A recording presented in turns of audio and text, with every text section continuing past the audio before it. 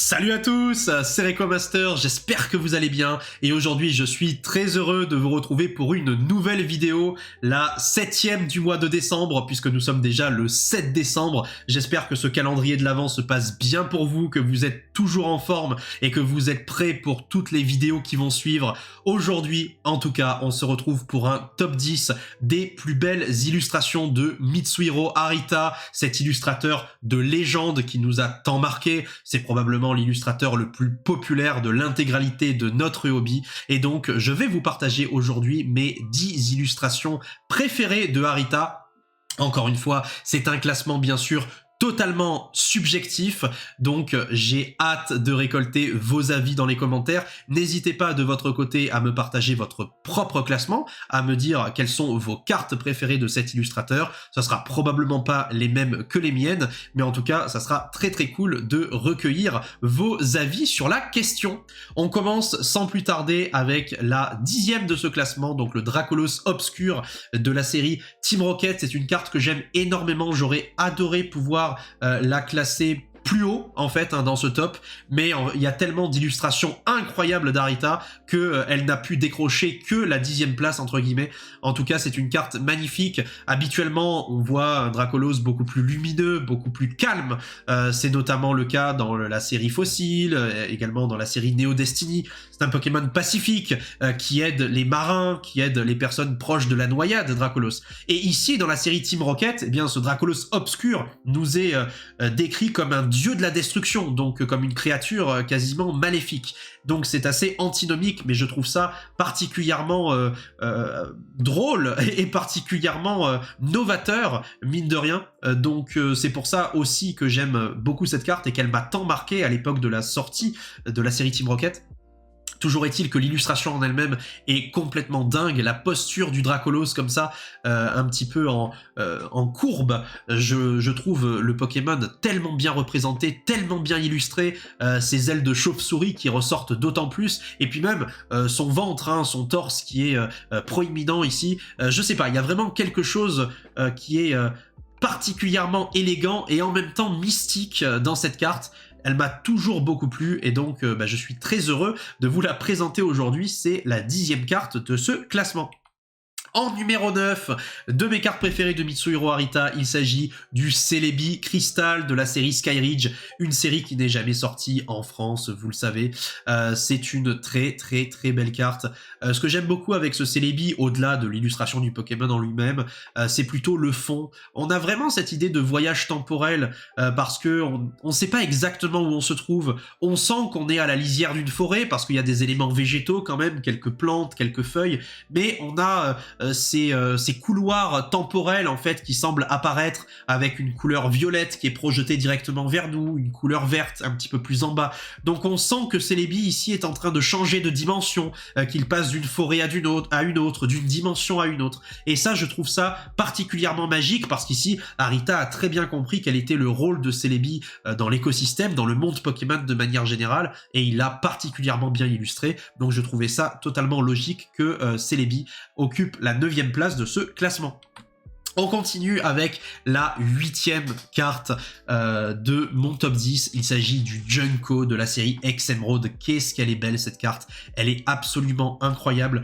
Je me souviens à l'époque quand la série Emerald est sortie, j'ai mis du temps à comprendre exactement quelle était la posture en fait de Junko parce que il cache tellement son visage avec son bras comme ça que je me demandais où était exactement sa tête quand j'étais jeune malgré l'œil qu'on voit très très bien. Et c'est justement ça qui est assez hallucinant avec cette illustration, c'est que c'est un mélange entre une peinture de Picasso un petit peu, vous savez, où on sait pas trop avec le cubisme où se trouvent les attributs du corps du Pokémon ou du personnage dans le cas de Picasso, voilà. Et c'est un mélange aussi avec une tradition beaucoup plus classique, picturale. Et je trouve ce mélange très très très intéressant.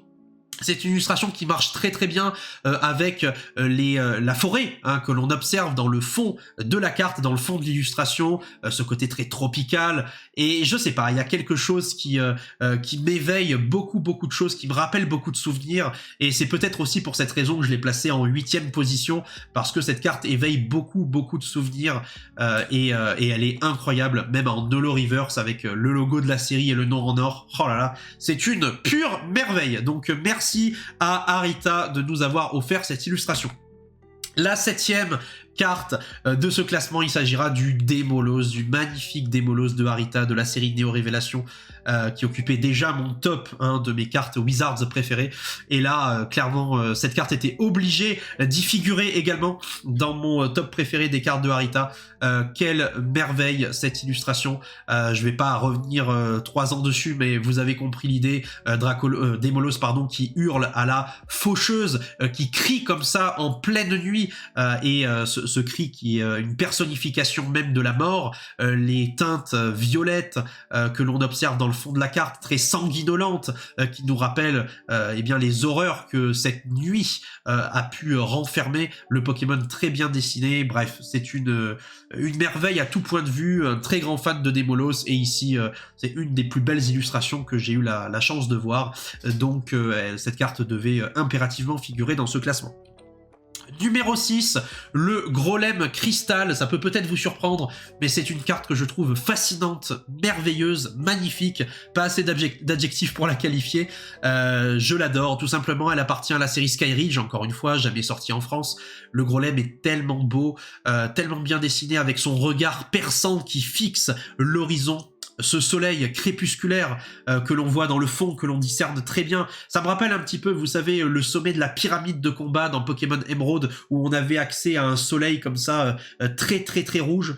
Ce sont des teintes que j'adore retrouver dans les cartes Pokémon, et de toute façon vous le constatez à chaque fois, mes cartes favorites ce sont souvent des cartes où il y a un coucher de soleil, et ce Grolem ne fait pas exception. Il est magnifique, et donc il obtient la 6e place de mon classement. Numéro 5 de mes cartes préférées de Mitsuhiro Arita, il s'agit du Tyrannosif de la série Ex-Espèce Delta. Elle est vraiment incroyable cette carte. Je pense que elle fait l'unanimité également, que ce soit en Holo simple ou en Holo Reverse. Je sais qu'il y a beaucoup de gens qui la recherchent. C'est magnifique, parce que ici le Tyrannosif c'est la personnification même de Godzilla finalement, hein. On a cette vue de dos, on voit Tyrannosif de dos, mais on a toute cette idée de dinosaure, hein, puisque c'est l'inspiration première de Tyrannosif.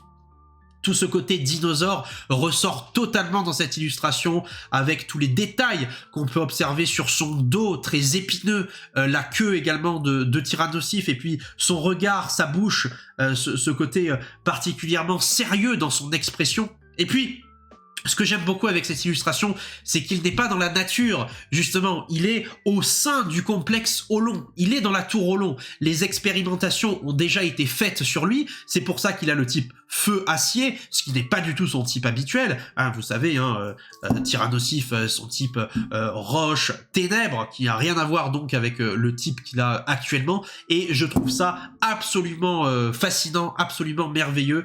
Justement, il est...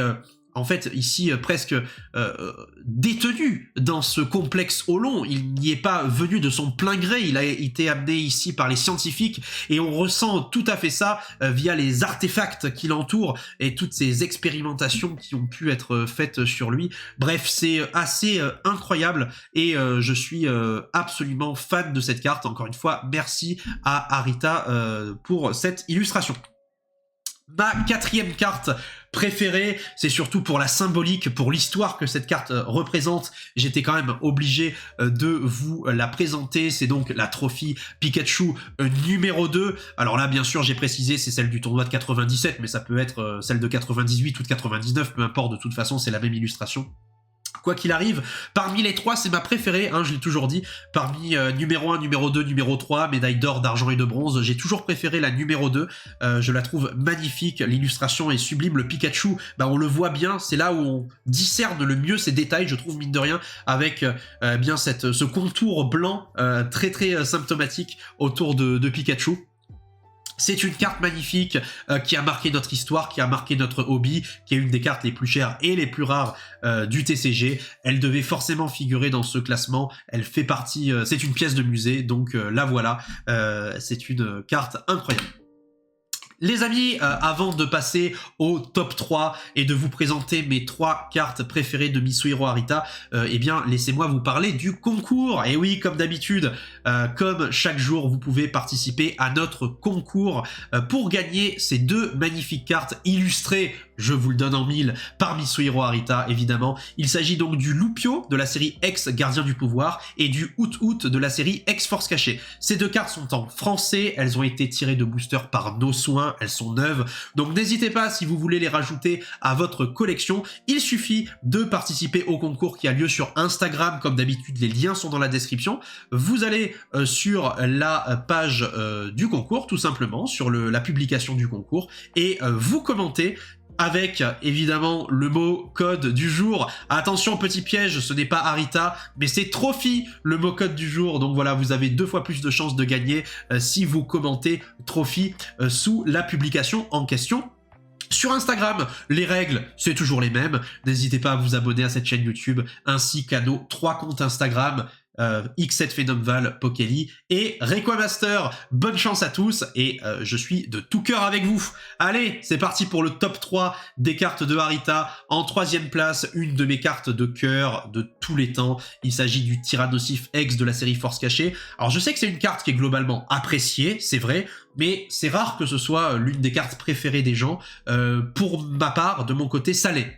Vraiment, c'est une de mes cartes préférées. J'ai une énorme histoire aussi avec, parce que bon voilà, sans trop m'étaler, je l'avais chopé cette carte-là avec ma grand-mère qui m'avait offert un booster Force Cachée à l'époque. Je l'avais ouvert devant elle, le booster Force Cachée, et j'avais chopé ce magnifique Tyrannosif. Donc forcément, c'est une carte qui reste dans ma mémoire parce que j'ai encore la scène en tête, hein. Je me vois encore sortir cette carte à ce moment-là.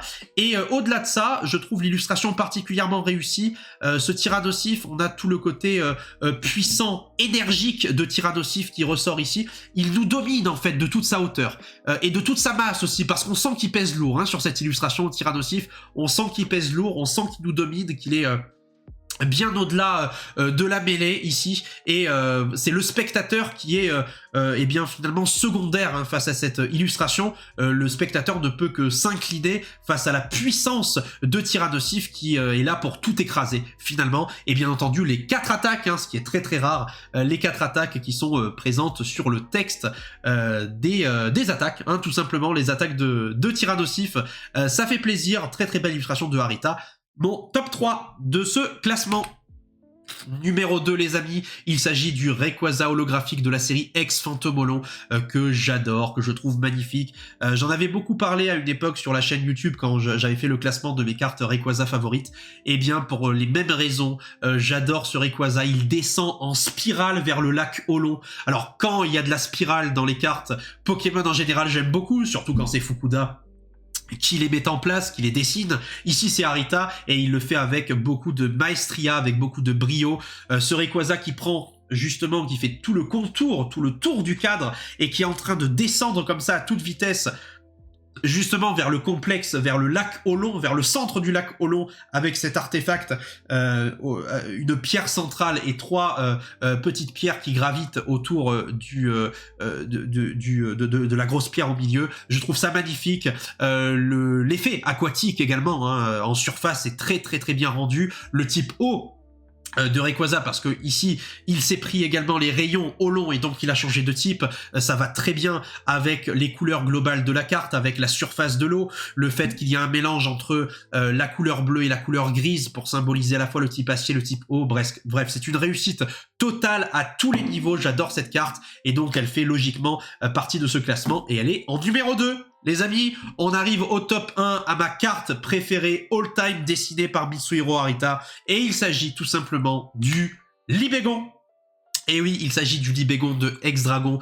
C'est une carte que j'adore. Alors c'est peut-être pas la carte à laquelle vous vous attendiez, mais en tout cas de mon côté, c'est cette carte que je préfère de Harita. C'est d'ailleurs pas anodin, c'est pour ça que c'est celle que je lui ai fait signer. Tout simplement quand j'ai rencontré Mitsuhiro Harita, eh bien je lui ai demandé de me dédicacer l'un de mes Libégons holographiques français de la série Ex-Dragon. Et donc c'est cette carte qui est pour moi en top 1, c'est ma préférée. Je ne saurais même pas vous expliquer pourquoi, parce que le Libégon est tellement bien dessiné. En fait, habituellement, Libégon, on n'a accès qu'à une partie de son corps, vous voyez. Et bien là, Harita, il a vraiment voulu faire un éloge à Libégon. Un éloge tel qu'on a accès à toutes les parties de son corps. Il est dans une position presque grecque. Vous voyez, on a une sculpture grecque. C'était un petit peu ça à l'époque, hein, où justement certaines parties du corps étaient mises en valeur, où le but c'était de glorifier en fait le personnage. Ici, on a vraiment l'impression qu'Harita a voulu glorifier Libégon avec ses couleurs, cette luminosité, la puissance donnée à ses ailes et également à son visage. Bref, il y a tout qui va dans cette illustration. Il est particulièrement bien dessiné, je l'adore et je l'ai toujours aimé. J'en suis tombé amoureux dès la sortie de la série Ex-Dragon et donc pour moi, elle reste numéro 1. Mais j'ai hâte, bien entendu, de récolter vos avis également dans les commentaires. On passe aux mentions honorables, puisque, comme vous le savez, Harita a été très productive dans le TCG du début, c'est-à-dire du set de base jusqu'à nos jours. Donc, évidemment, il y a quelques cartes mentions honorables qu'il va falloir quand même que je vous présente, et c'est bien normal. À commencer par le magnifique Ectoplasma X de la série Rouge Feu Vert Feuille. Je sais que c'est l'une des ex préférées de la plupart des gens. Personnellement, je la trouve magnifique, elle est splendide. Ectoplasma ici, il est tellement mis à son avantage, son côté un petit peu maléfique, rieur, moqueur est totalement mis en avant. Le clair-obscur est particulièrement présent sur cette carte, elle est sublime. Deuxième carte que je voulais vous présenter également dans ces mentions honorables, c'est le Jirachi holographique, donc c'est la secrète de la série Team Magma versus Team Aqua, la 97/95. Ce que j'aime beaucoup dans cette illustration, c'est la symétrie justement de Jirachi, où voilà, justement tout est symétrique sur cette illustration. On pourrait la séparer en deux, qu'on a exactement la même partie gauche et la même partie droite. J'adore la symétrie romaine, la symétrie grecque, et là Harita a respecté les proportions parfaitement. J'adore, c'est sublime. Le Dratak de Ex-Dragon, et oui parce que j'ai beaucoup parlé du Libégon holo de Dragon, mais il y a aussi le Dratak, et ce Dratak je l'adore, je le trouve magnifique, c'est une de mes holos préférées également de la série Dragon, et cette vue du dessus, hein, puisque là le spectateur est au-dessus du Dratak pour une fois, et je trouve que ça lui rend aussi hommage, et on a accès à pas mal de détails qu'on n'a pas l'habitude de voir, notamment par rapport au haut du corps de Dratak, et ça je trouve ça vraiment stylé. Ensuite, on a le Dracos, toujours de la même série Ex-Dragon, décidément, c'est une série où Harita a été très prolifique. Ce Dracos, pourquoi je l'aime tant, c'est tout simplement parce qu'en fait, il se trouve dans le site Météor. Vous savez, c'est ce lieu dans la 3e génération qui est en fait à l'ouest d'Otekia, le site Météor où on peut trouver des drabis. Une fois que vous avez accès à la CS Cascade à la fin du jeu, vous pouvez aller capturer des drabis au fond du site Météor. Et on a effectivement ces cascades tout le long de la caverne, tout le long de la grotte. Et c'est évident que Harita s'est inspiré de ce lieu pour dessiner ce Dracos avec la cascade qui lui tombe dessus et je l'adore. Je trouve cette carte tellement bien dessinée, tellement belle et elle rend référence en plus, c'est une véritable référence aux jeux vidéo donc forcément moi je suis particulièrement fan. Le Dracofeu de Dragon, il fallait que j'en parle aussi, c'est une secrète très appréciée, très belle, la 100/97. Si vous connaissez un petit peu mon histoire par rapport à Pokémon et que vous suivez mes publications sur Instagram et ainsi que mes interviews, eh bien vous savez que c'est une des cartes qui a marqué ma jeunesse, qui a marqué ma vie avec Pokémon, puisque c'est la toute première carte que j'ai eue dans un booster Ex-Dragon, et c'est un souvenir qui reste gravé au fer rouge dans ma tête. Je l'adore, je suis fan, il ouvre la bouche bien en grand, ici Dracofeu, pardon, excusez-moi, je suis fatigué, sur cette illustration, donc elle est absolument magnifique et je ne pouvais que vous la présenter dans les mentions honorables, c'était obligatoire. Le Whalmer, qu'est-ce qu'il est beau ce Whalmer de la série Ruby Saphir. J'ai toujours adoré cette carte, elle est beaucoup trop rigolote. Whalmer qui est en train de rebondir sur le pont d'un bateau comme ça, et il rebondit tellement fort que le bateau prend de la gîte. Vous avez vu, on sait pas trop s'il y a une tempête ou quoi, mais le bateau il prend un peu de la gîte. Alors je sais pas si Whalmer va aller jusqu'à couler le bateau, mais en tout cas faudrait faire attention parce que là ils sont pas en très bonne posture. Hein. Il y a même de l'eau qui rentre sur le pont, vous avez vu. Donc j'ai toujours trouvé cette illustration trop marrante. Whalmer, lui, il est juste insouciant, il a juste envie de s'amuser, et au pire, même si le bateau coule, il retournera dans l'eau, lui, il s'en fiche. Mais voilà, j'adore cette carte, je l'ai toujours aimée, et donc je voulais impérativement vous la présenter aujourd'hui. Ainsi que ce Latios d'Altomar, qu'est-ce qu'il est beau. Latios et Latias d'Altomar, hein, les deux, je les adore. Ici, j'ai choisi Latios, mais alors, c'est une carte de fou qui rend hommage au film 5, les héros Pokémon que j'adore, avec Latios et Latias, mon film préféré. Et bien entendu, on voit le pont d'Altomar derrière, on voit le Latias en arrière-plan, et puis tous ces canaux, tout ce milieu aquatique, ces bâtiments aussi qui nous font penser à Venise. C'est une ville que j'adore, c'est un décor que j'adore, donc je ne pouvais que rendre hommage à ce magnifique Latios d'Altomar. Le Marest aussi, le Maresté pardon, j'en ai parlé dans pas mal de, dans le dernier top justement que j'ai pu faire. Et bien le Maresté est à nouveau ici en mention honorable. Et évidemment, quelle carte de fou, c'est l'une de mes cartes préférées d'Aquapolis, c'est l'une de mes cartes préférées de Wizards. Donc bon bah voilà, j'étais obligé de vous en parler, j'étais obligé de vous le mettre dans ce top. Pour les mêmes raisons que Latios hein, qui vient de passer, nous avons l'effet aquatique, donc l'eau qui est très très bien traitée, également les bâtiments tout autour, l'église, le clocher, enfin bref, c'est une illustration très détaillée et j'aime beaucoup les détails de manière générale, donc c'est pour ça que je voulais impérativement vous la présenter, cette petite carte, ainsi que ce Draco du set de base que j'adore. Pareil, j'en ai déjà parlé à de nombreuses reprises, mais c'est ma carte préférée du set de base à égalité avec le Mewtwo holographique. L'aurore boréale, le traitement de l'eau, le Draco en lui-même, la banquise, tout est réussi sur cette carte, c'est une vraie dinguerie, et donc nécessairement je devais vous la présenter lors de ce classement. Le petit osselet également, le petit osselet de jungle, comment faire une vidéo sur Mitsuhiro Arita sans parler de cet osselet exceptionnel qui est une des cartes emblématiques bien sûr de la série Jungle, avec la petite larmichette hein, qui coule de l'œil d'Osley, l'histoire tragique avec sa maman, bien évidemment je vais pas vous faire l'affront de vous la rappeler, mais en tout cas les petites étoiles qui scintillent derrière, la tristesse et la mélancolie qui se dégagent de cette illustration en fait évidemment, enfin ça en fait une carte mythique, emblématique, dont on ne peut pas passer à côté.